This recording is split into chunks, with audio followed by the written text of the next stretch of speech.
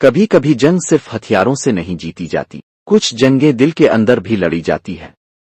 اور جب دل کی جنگ بھاری ہو جائے، جب سانسیں بوجھ بن جائیں، تو بس ایک یاد کافی ہوتی ہے، اللہ۔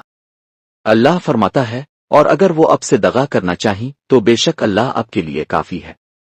وہی ہے جس نے آپ کو اپنی مدد سے اور ایمان والوں کے ذریعے طاقت دی اور ان کے دلوں کو آپس میں جوڑ دیا۔ اگر اب زمین کی ساری دولت بھی خرچ کر دیتے تو ان کے دلوں کو نہ ملا سکتے، لیکن اللہ نے انہیں جوڑ دیا۔ بے شک وہ زبردست ہے، حکمت والا ہے۔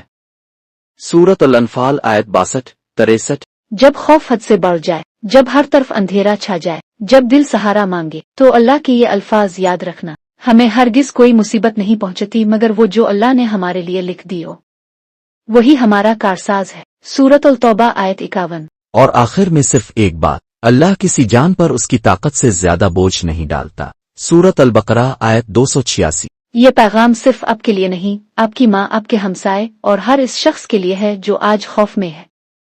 اسے آگے بڑھائیں، کیونکہ علم جب پھیلتا ہے تب انسان بچتا ہے۔ یہ جنگ کا آخری باب ہے، مگر کہانی ابھی ختم نہیں ہوئی۔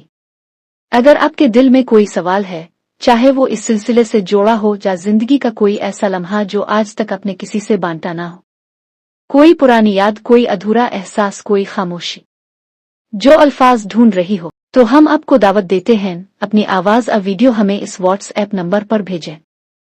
عریب اس ہر لفظ کو آپ کے جذبات کے رنگ میں ڈھالے گا، اس خاموشی کو لفظ دے گا، اور شاید کسی اور دل تک آپ کی بات پہنچا دے۔ اگر آپ کو یہ معلومات فائدہ مند لگیں تو برائے مہربانی شیئر کریں تاکہ شاید آپ کا ایک کلک کسی کی جان بچا دے۔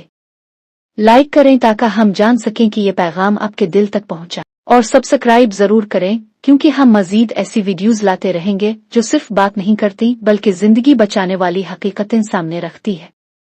خاموش دوست، آپ کا سچا باخبر ساتھی۔